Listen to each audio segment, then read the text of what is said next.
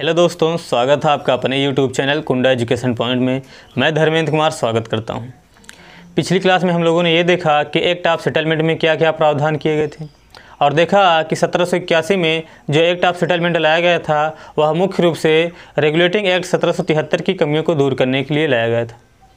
उसके बाद हम लोगों ने देखा कि 1779 में ब्रिटेन में विश्व की पहली औद्योगिक क्रांति होती है।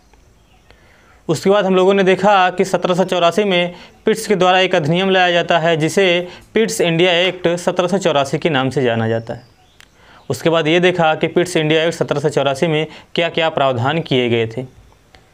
आज हम लोग इसके आगे देखेंगे कि क्या क्या प्रावधान किए जाते हैं। आज हम लोग देखेंगे 1793 का चार्टर एक्ट। दोस्तों यहाँ पर ध्यान दीजिएगा, चार्टर का मतलब क्या होता है। चार्टर का मतलब क्या होता है, अगर ये पूछा जाए कि चार्टर का मतलब होता है क्या, तो चार्टर का मतलब होता है राजलेख। ठीक है, चार्टर का मतलब होता है राजलेख। 1793 के चार्टर एक्ट देखने से पहले हम लोग थोड़ा आगे इस पर चर्चा कर लेते हैं। इसके पहले ही जो है 1786 में लॉर्ड कॉर्नवालिस जो होते हैं,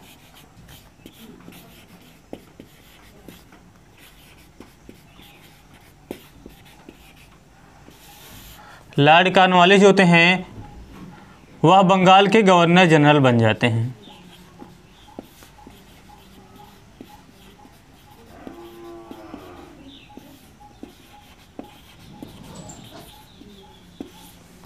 सत्रह सौ 1786 में लॉर्ड कॉर्नवालिस जो है बंगाल के गवर्नर जनरल बन जाते हैं। इसके पहले जो बंगाल के गवर्नर जनरल होते हैं वह लॉर्ड वारेन हेस्टिंग्स होते हैं। उन पर भ्रष्टाचार का काफ़ी मामला पाया जाता है, जिसके कारण जो है उनसे इस्तीफ़ा ले लिया जाता है और इस्तीफ़ा लेने के बाद जो है ब्रिटेन में उनके ऊपर महाभियोग भी चलाया जाता है। यह दूसरी बात है कि वह महाभियोग जो है पास नहीं हो पाता है और वह जो होते हैं बरी हो जाते हैं।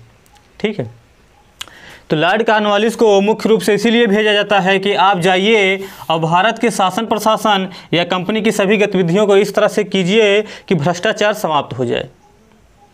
जब लॉर्ड कॉर्नवालिस आते हैं तो यह देखते हैं कि क्या क्या परिवर्तन करते हैं।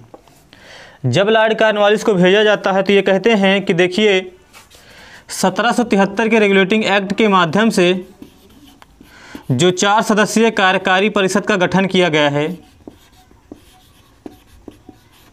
4 सदस्यीय कार्यकारिणी या कार्यकारी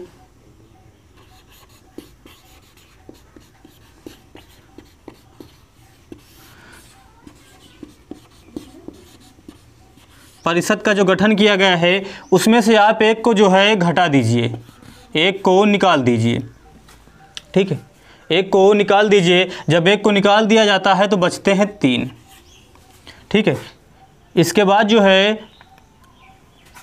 जब 1786 में लॉर्ड कॉर्नवालिस आते हैं तो 1773 में जो 4 सदस्यीय कार्यकारी परिषद का गठन किया गया होता है उसमें से एक हटा दिया जाता है और उसमें से बचते हैं 3। ठीक है, एक ये हो जाते हैं और एक ये हो जाते हैं। टोटल मिला के 3 और प्लस 1 बराबर 4 होते हैं। अब 1773 के रेगुलेटिंग एक्ट में हम लोगों ने देखा था कि वास्तव में जो निर्णय लिया जाता था वह बहुमत के आधार पर लिया जाता था। कहने का मतलब ये है, मान लीजिए 1773 में 4 सदस्य इसमें थे, एक बंगाल के गवर्नर जनरल हो जाते थे तो हो जाते थे 4 + 1 बराबर 5।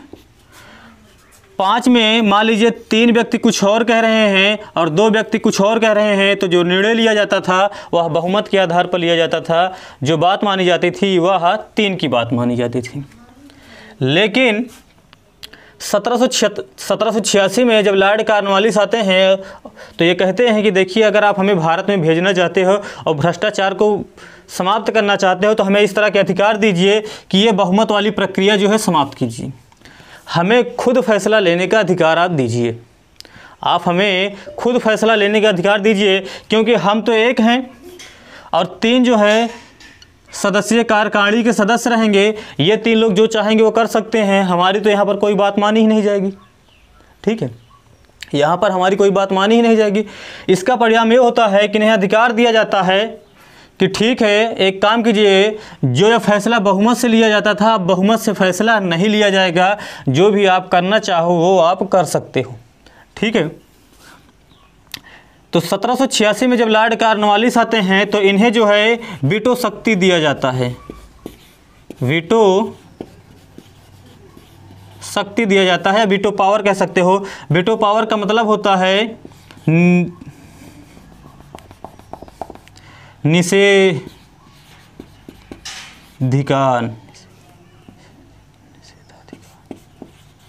निषेधाधिकार कहने का मतलब ये है कि ये किसी भी काम को समाप्त कर सकते हैं।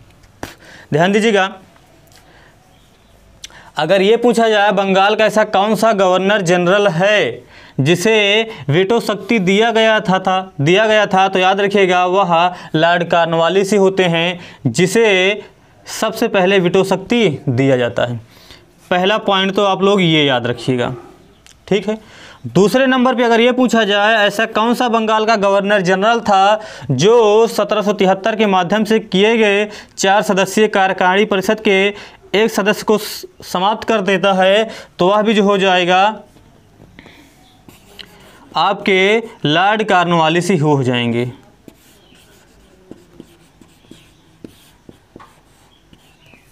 ठीक है, ये तो दूसरा हो गया। ठीक है, तीसरे नंबर पे बात किया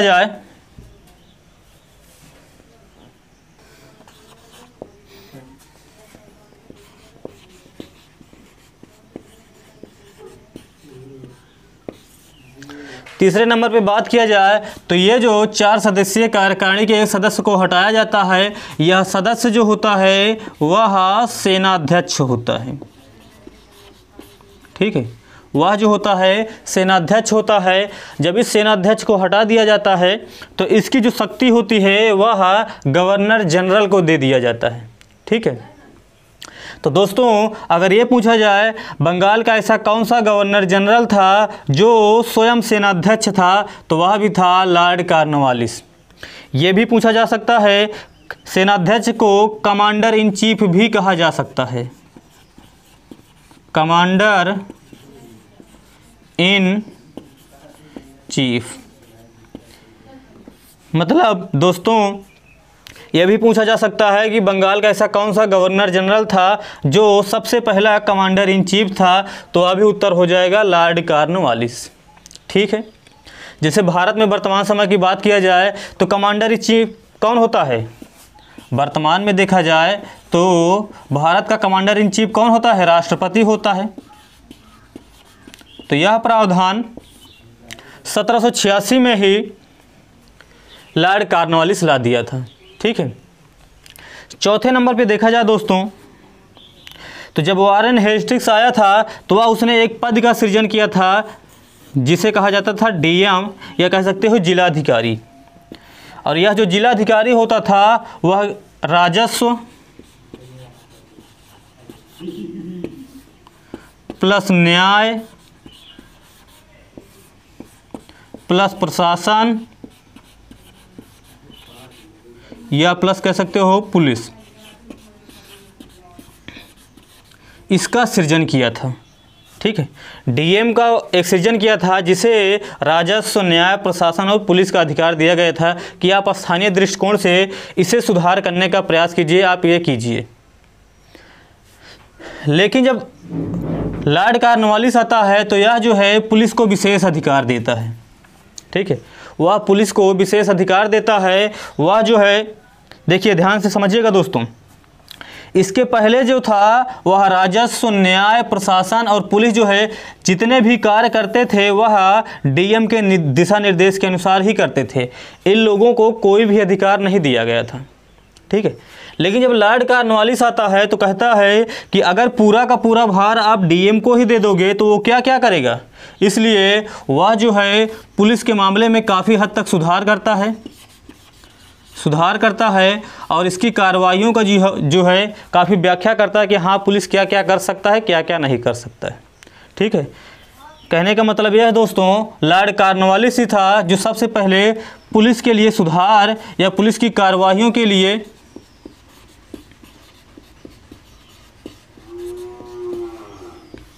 अधिकार देता है। इसलिए लॉर्ड कॉर्नवालिस को ही पुलिस सुधार या पुलिस कार्रवाइयों या मॉडर्न पुलिस का जनक भी माना जाता है।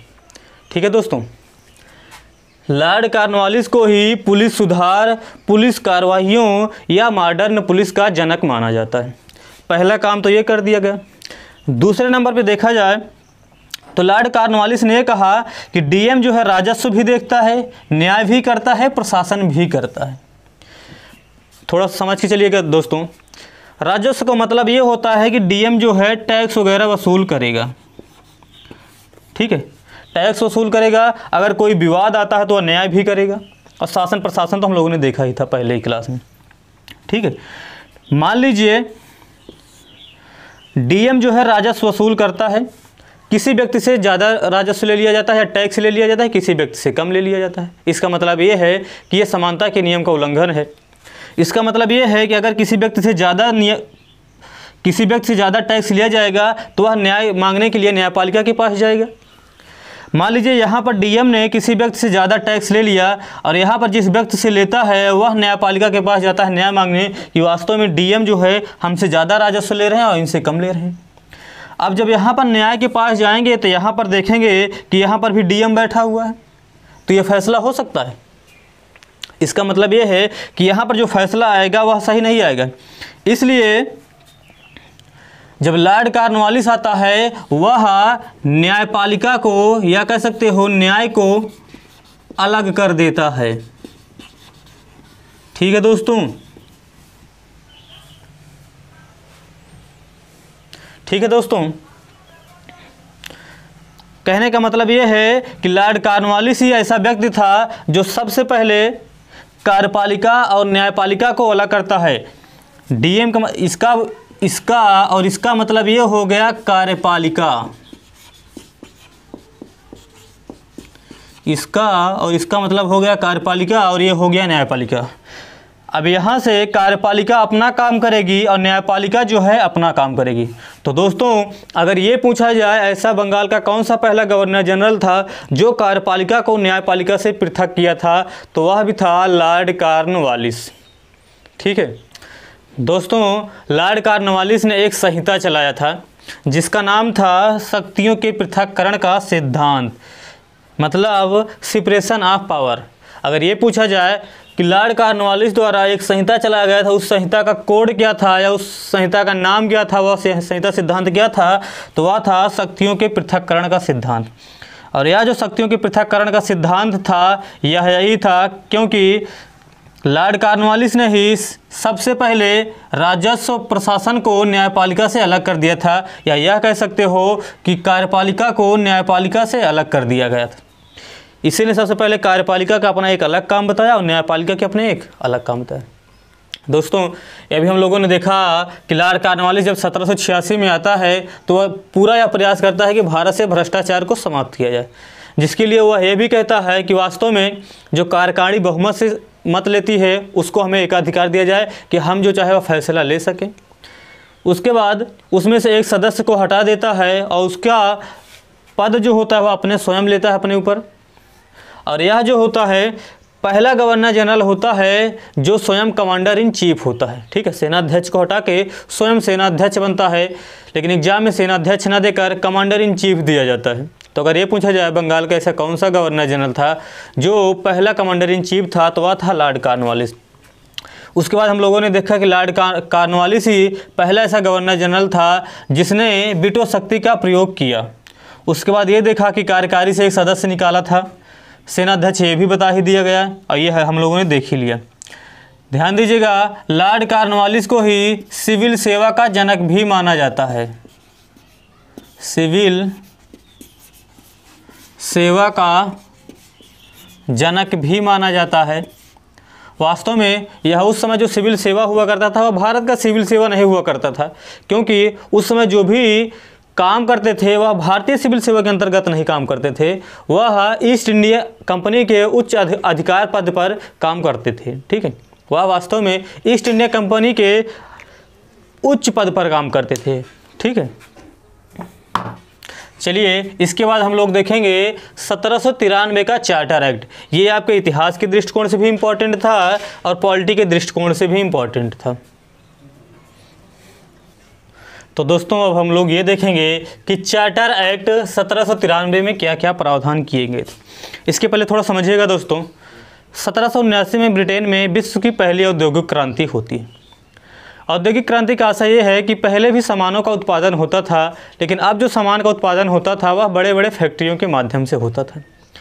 जब बड़े बड़े फैक्ट्रियों के माध्यम से सामान का उत्पादन होता था, इसका मतलब यह है कि सामान की मात्रा भी बहुत ज़्यादा होगी। जब सामान की मात्रा बहुत ज़्यादा होगी, इसका मतलब ये है दोस्तों कि उसे बेचने के लिए एक बड़े बाज़ार की भी ज़रूरत पड़ेगी। और उस समय जो सबसे बड़ा बाज़ार हुआ करता था वह भारत हुआ करता था। इसलिए उद्योगपति ये चाहते थे कि हमें अपना सामान बेचने के लिए भारत की बाज़ार मिल जाए, लेकिन वो लोग आ नहीं सकते थे क्योंकि ईस्ट इंडिया कंपनी के पास व्यापारिक एकाधिकार था। इसलिए वो लोग ये चाहते हैं कि वास्तव में ईस्ट इंडिया कंपनी के व्यापारिक एकाधिकार को समाप्त कर दिया जाए और हमें भी भारत के साथ व्यापार करने का अधिकार दिया जाए।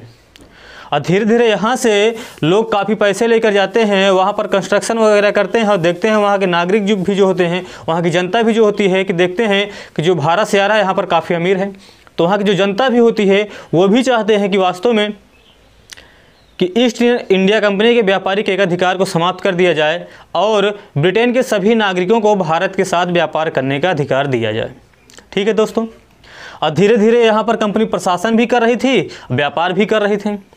तो अब लोग जो ये सिर्फ यही नहीं चाहते थे कि ईस्ट इंडिया कंपनी के व्यापारिक एकाधिकार को समाप्त किया जाए, बल्कि यह भी चाहते थे कि ईस्ट इंडिया कंपनी के व्यापारिक एकाधिकार को तो समाप्त ही किया जाए, लेकिन साथ ही साथ यह भी किया जाए कि या तो वह व्यापार ही करे या तो प्रशासन ही करे। ठीक है, इसी को देखते हुए 1793 का चार्टर एक्ट लाया जाता है। जब 1793 का चार्टर एक्ट लाया जाता है तो इसमें पहली बात तो यह किया जाता है, इसमें भी एक तरफ पूरा ब्रिटेन की जनता और ब्रिटेन के उद्योगपति ज़्यादा से ज़्यादा दबाव डाल रहे हैं, एक तरफ से ईस्ट इंडिया कंपनी दबाव डाल रही है। वो लोग चाहते हैं कि ईस्ट इंडिया कंपनी के व्यापारिक एकाधिकार को समाप्त कर दिया जाए, लेकिन ईस्ट इंडिया कंपनी चाहती है कि व्यापारिक एकाधिकार को ना समाप्त किया जाए। यहाँ पर जो सुनवाई ज़्यादा होती है वह ईस्ट इंडिया कंपनी की ही होती है और ईस्ट इंडिया कंपनी के व्यापारिक एकाधिकार को समाप्त नहीं किया जाता है। और बार बार समस्या ना आए इसके लिए यह प्रावधान किया जाता है कि वास्तव में अभी जैसे 1781 में भारत के लिए एक कानून बनाया गया, 84 में बनाया गया, 93 में बनाया गया, इतनी जल्दी जल्दी बनाया जा रहा है। तो ये प्रावधान किया गया कि अब भारत के लिए जो भी नियम और कानून बनाए जाएंगे वह 20 वर्षों के अंतराल पर बनाए जाएंगे। ठीक है, जैसे 93 में बन गया तो 93 में 20 जोड़ोगे तो कितना आएगा, 1813।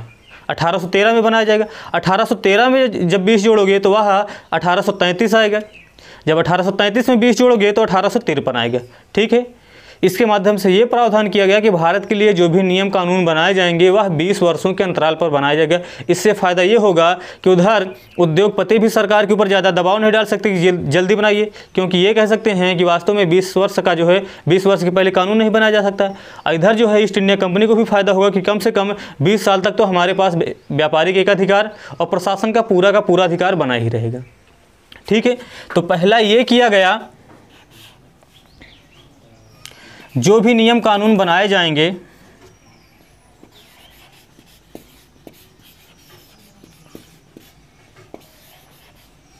जो भी नियम या कानून बनाए जाएंगे ब्रिटेन की संसद में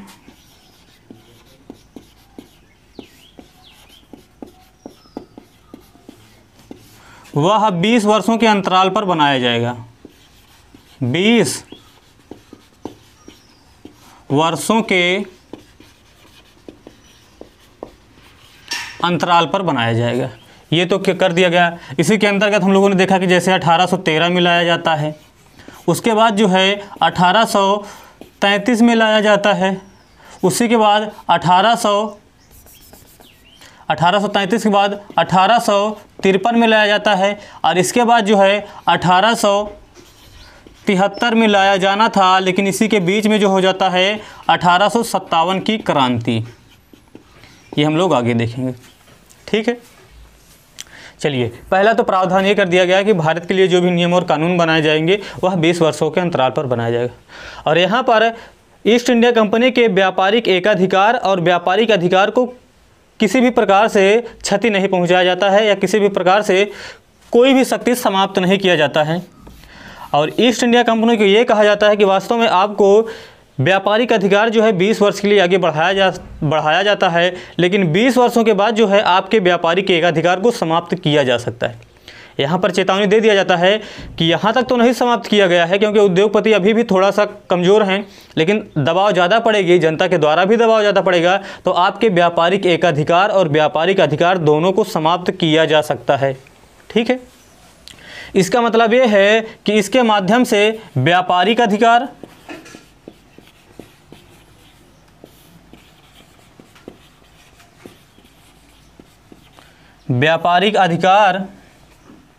और साथ ही साथ दोस्तों व्यापारिक एकाधिकार, व्यापारिक अधिकार और व्यापारिक एकाधिकार जो होता है यह भी 20 वर्षों के लिए बढ़ा दिया जाता है।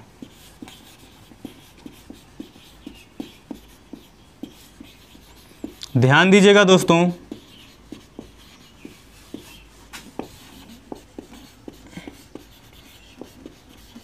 ये कर दिया गया।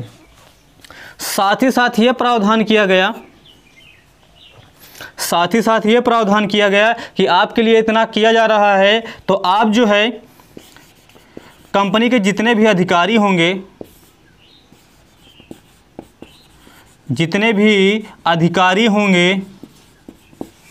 या कह सकते हो कर्मचारी होंगे, उन्हें आप जो भी वेतन दोगे वह भारत के राजस्व से दोगे। कहाँ से आप वेतन देंगे? भारत के राजस्व से। ध्यान दीजिएगा दोस्तों, ये जो ईस्ट इंडिया कंपनी थी वो भारत के साथ ही व्यापार तो कर नहीं रही थी, विश्व के अन्य भागों में भी व्यापार कर रही थी। तो इसके पहले जो इन्हें वेतन भत्ता दिया जाता था वह भारत के राजस्व से न देकर अन्य जगह से दिया जाता था, ब्रिटेन की राजस्व से दिया जाता था। लेकिन अब ये प्रावधान कर दिया गया कि कंपनी के जो भी अधिकारी होंगे या कर्मचारी होंगे उन्हें जो भी वेतन दिया जाएगा वह भारत के राजस्व दिया जाएगा। जैसे अधिकारी का मतलब यह है जैसे नियंत्रण बोर्ड के सदस्य हो गए या जितने भी अधिकारी या सदस्य होते थे, इनके लिए वेतन का जो प्रावधान कर दिया गया वह भारत के राजस्व से कर दिया गया। ठीक है दोस्तों, इसके साथ ही साथ ये भी कर दिया गया, जो लॉर्ड कॉर्नवालिस आया था उसे अधिकार दिया गया था कि वह 4 सदस्यीय कार्यकारिणी द्वारा जो सलाह दिया जाता था उसे समाप्त कर सकता है। इसके पहले भी हम लोगों ने देखा कि वीटो पावर दिया गया था। इस वीटो पावर को जो है वीटो पावर जो था उसे जारी रखा गया, इसे अभी समाप्त नहीं किया गया। वीटो पावर क्या किया गया? जारी रखा गया। ये था आपके 1793 के चार्टर एक्ट में।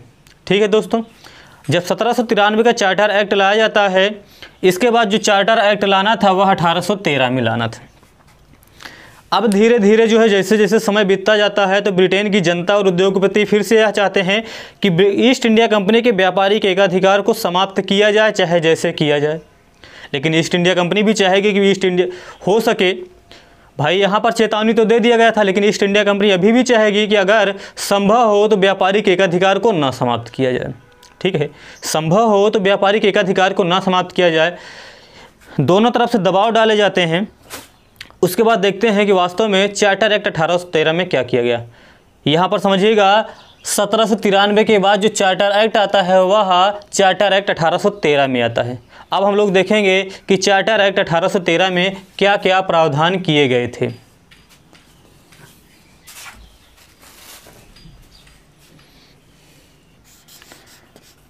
Charter act 1813। ठीक है, अब देखेंगे कि चार्टर एक्ट 1813 में क्या क्या प्रावधान किए गए थे। पहली बात तो कंपनी के व्यापारिक एकाधिकार को समाप्त किया गया।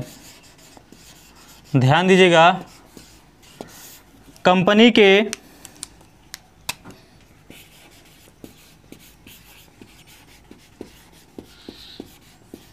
व्यापारिक एकाधिकार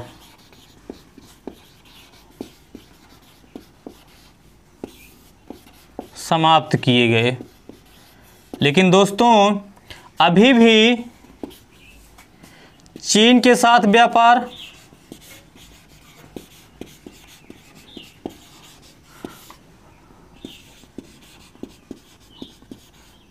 और चाय के व्यापार, कुछ लोग इसे चीनी और चाय कह देते हैं, तो याद रखिएगा चीन देश है चाय के व्यापार।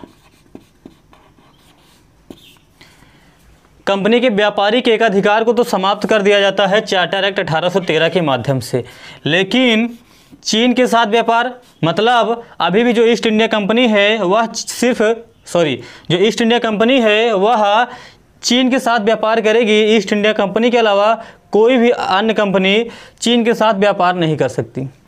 दूसरी बात, चाय के व्यापार के मामले में अभी भी ईस्ट इंडिया कंपनी का व्यापारिक एकाधिकार बना रहा। ध्यान दीजिएगा, यहाँ पर इनका एकाधिकार बना रहा। इसके बाद दूसरे नंबर पर देखा जाए, ये तो कर ही दिया गया। उसके बाद जो है उद्योगपति का एक मांग ये भी था कि वास्तव में कंपनी या तो शासन प्रशासन ही करे या तो व्यापार ही करे। ठीक है, और ये लोग चाहते थे कि वास्तव में कंपनी अगर शासन प्रशासन कर रही है तो इनके व्यापारिक अधिकार जो है वह समाप्त किया जाए। तो यहाँ पर भी कंपनी के व्यापारिक अधिकार को समाप्त नहीं किया जाता है। ध्यान दीजिएगा दोस्तों, चार्टर एक्ट 1813 के माध्यम से कंपनी के व्यापारिक एकाधिकार को समाप्त किया जाता है, किंतु वह भी पूर्ण रूप से समाप्त नहीं किया जाता है, क्योंकि चीन के साथ व्यापार और चाय के व्यापार में अभी भी उन्हें एकाधिकार बना था। यहाँ पर अगर ये पूछा जाए कंपनी के व्यापारिक अधिकार क्या है, कंपनी के व्यापारिक अधिकार अगर पूछा जाए तो दोस्तों वह 1813 के माध्यम से नहीं समाप्त किया गया था। व्यापारिक अधिकार को अगले 20 वर्षों के लिए बढ़ा दिया गया।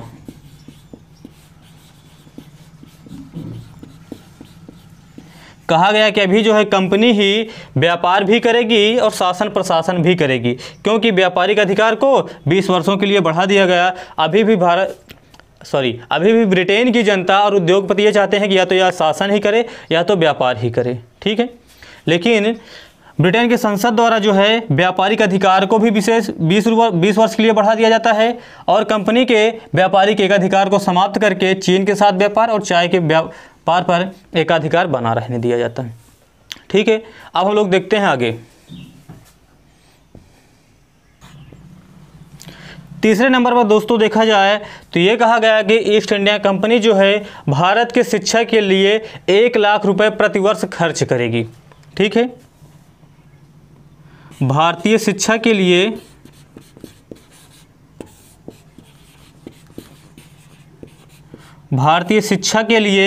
1 लाख रुपए प्रतिवर्ष ईस्ट इंडिया कंपनी द्वारा खर्च करेगी। ध्यान दीजिएगा दोस्तों, ये पॉइंट इंपॉर्टेंट है। अगर ये पूछा जाए कि किस एक्ट के माध्यम से भारतीय शिक्षा के लिए ईस्ट इंडिया कंपनी को प्रतिवर्ष 1 लाख रुपए खर्च करना अनिवार्य कर दिया गया, तो वह था चार्टर एक्ट 1813 के माध्यम से ये कर दिया गया। चौथे नंबर पर देखा जाए, अगर कंपनी के व्यापारिक एकाधिकार को समाप्त कर दिया गया, इसका मतलब ये है कि यूरोप के व्यक्ति जो है अब भारत में आ सकते हैं। ठीक है, यूरोप के व्यक्ति जो है भारत में आ सकते हैं। तो चार्टर एक्ट 1813 के माध्यम से ही यूरोपियों को लाइसेंस के माध्यम से भारत में बसने का अधिकार मिल जाता है। यूरोपियों को लाइसेंस के माध्यम से भारत में बसने का अधिकार मिल जाता है।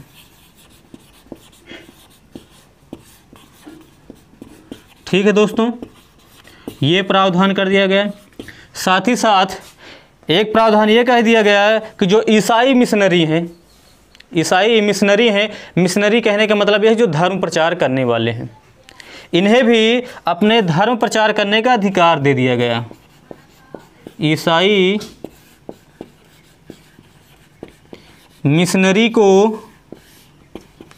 धर्म प्रचार करने का अधिकार दे दिया गया।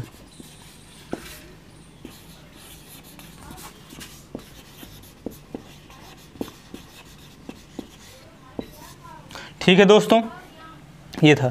यहाँ पर ध्यान दीजिएगा दोस्तों, कभी कभी सवाल जो है थोड़ा सा घुमा कर पूछता है। ये नहीं कहा जाएगा कि ईस्ट इंडिया कंपनी के व्यापारिक एकाधिकार को समाप्त कब किया गया। सवाल इस तरह पूछे जाते हैं कि किस चार्टर एक्ट के द्वारा जो है ब्रिटेन की जनता को भारत में व्यापार के द्वार खोल दिए। किस चार्टर एक्ट के द्वारा या किस चार्टर एक्ट ने ब्रिटेन की जनता को भारत के व्यापार के द्वार खोल दिए, तो याद रखिएगा वह था चार्टर एक्ट 1813। अगर ये पूछा जाए कि किस चार्टर एक्ट के माध्यम से कंपनी के व्यापारिक एकाधिकार को समाप्त किया गया, तब होगा चार्टर एक्ट 1813। लेकिन अगर ये पूछा जाए किस चार्टर एक्ट के माध्यम से भारत के ईस्ट इंडिया कंपनी के व्यापारिक एकाधिकार को पूर्ण रूप से समाप्त किया गया, अगर पूर्ण रूप से कहा जाए तब हो जाएगा 1833। ठीक है, अभी आगे हम लोग देखेंगे। ये तो था चार्टर एक्ट 1813। इसके बाद कौन सा आएगा, +20 कर दीजिए 1833। अब हम लोग देखेंगे चार्टर एक्ट 1833 क्या क्या प्रावधान किए गए थे। पहला प्रावधान तो यह किया गया कि कंपनी के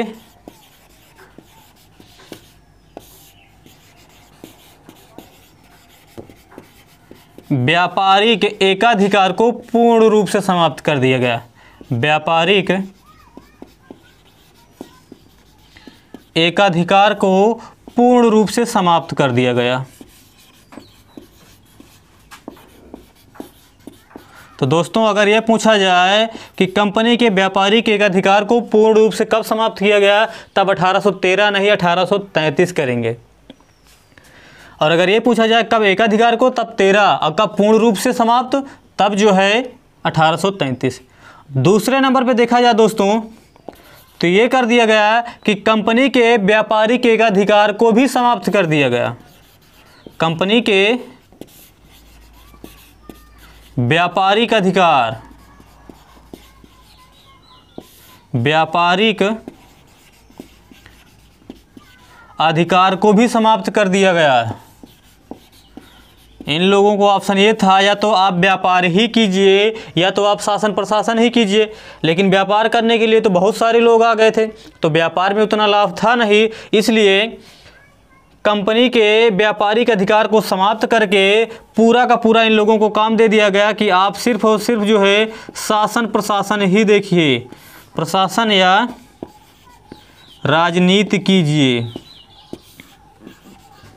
दोस्तों अगर ये पूछा जाए किस चार्टर एक्ट के माध्यम से कंपनी के व्यापारिक अधिकार को समाप्त किया गया था, तब होगा 1833। अब इनका जो मुख्य काम था वह शासन और प्रशासन करना था। अभी ये लोग व्यापार नहीं करते थे, ठीक है। वह कंपनी जो 1600 में आई थी, 1833 के माध्यम से उस कंपनी को समाप्त कर दिया गया। अब इनका सिर्फ उद्देश्य था भारत में शासन प्रशासन करना। तीसरे नंबर पर दोस्तों देखा जाए तो जो यहाँ पर बंगाल का गवर्नर था,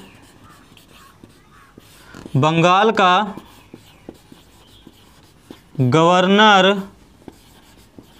जनरल था, उसका नाम बदल के कर दिया गया भारत का गवर्नर जनरल।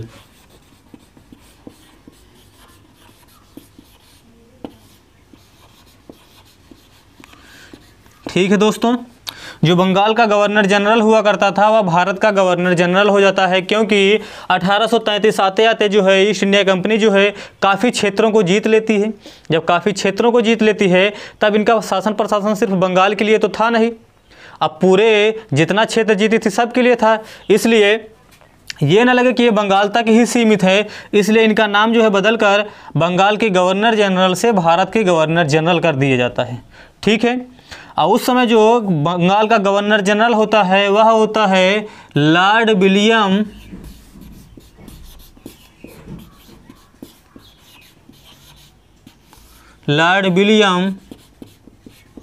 बेंटिक।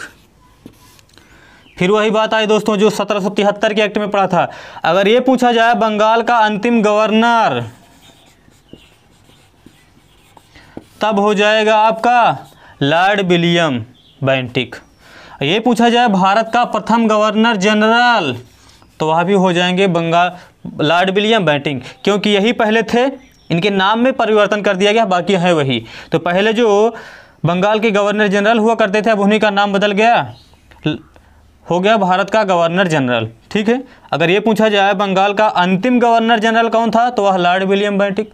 अब भारत का प्रथम गवर्नर जनरल कौन था, ये है प्रथम, तब भी हो गए लॉर्ड विलियम बेंटिक। इसी के माध्यम से दोस्तों एक प्रावधान ये भी किया गया कि शक्तियों का वो उच्च स्तर पर केंद्रीयकरण किया गया। शक्तियों का उच्च केंद्रीयकरण किया गया। ध्यान से समझिएगा दोस्तों। रेगुलेटिंग एक्ट 1773 के माध्यम से हम लोगों ने ये देखा था कि जो बंगाल का गवर्नर जनरल हुआ करता था, मद्रास और प्रेसिडेंसी की जो गवर्नर हुआ करते थे उसके अधीन रह के नियम और कानून बनाएंगे। मतलब मद्रास प्रेसिडेंसी के गवर्नर और बम्बई प्रेसिडेंसी के जो गवर्नर थे वह बंगाल प्रेसिडेंसी के गवर्नर के अधीन रहेंगे। लेकिन चार्टर एक्ट 1833 के माध्यम से जो मद्रास प्रेसिडेंसी हुआ करता था या बम्बई प्रेसिडेंसी हुआ करता था, इनके समस्त शक्तियों को छीन लिया जाता है। कहने का मतलब ये है कि उन्हें जो कुछ भी अधिकार दिया भी गया था वो भी समाप्त कर दिया गया और पूरा का पूरा शक्ति जो दे दिया गया वह भारत के गवर्नर जनरल को दे दिया गया। और इसी के माध्यम से ये कह दिया गया कि भारत का गवर्नर जनरल जो होगा वह समूचे भारत के लिए नियम और कानून बनाएगा। समूचे भारत के लिए नियम और कानून बनाएगा। ठीक है। अब सिर्फ ये बंगाल के लिए नहीं, ऐसा क्षेत्र जहां पर ईस्ट इंडिया कंपनी ने अपना अधिकार कर लिया था या जीत लिया था, उन सभी क्षेत्रों के लिए जो है भारत का गवर्नर जनरल जो है अब नियम और कानून बनाएगा। ठीक है। ये हम लोगों ने ये देखा, उसके बाद यहाँ तक देखा। अब हम लोगों ने देखा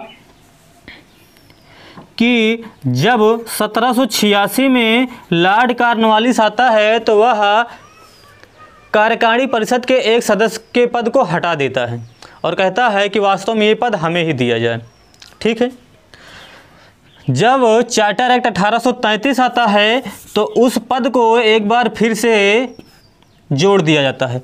कहने का मतलब ये है कि रेगुलेटिंग एक्ट 1773 के माध्यम से कार्यकारिणी में 4 सदस्य होते थे, लेकिन जब 1786 में आया लॉर्ड कॉर्नवालिस तो उसने उसके पद को समाप्त करके उसमें 3 सदस्य कर दिए। लेकिन जब चार्टर एक्ट 1833 आता है तो उसमें कार्यकारिणी में 1 सदस्य और जोड़ दिया जाता है। ठीक है। तो दोस्तों ये जो चार्टर एक्ट 1833 के माध्यम से कार्यकारिणी में 1 सदस्य और जोड़े जाते हैं, उनका मुख्य उद्देश्य होता है विधि बनाना। और इस प्रकार जो पहले सदस्य लाए जाते हैं उनका नाम होता है लॉर्ड मैकाले।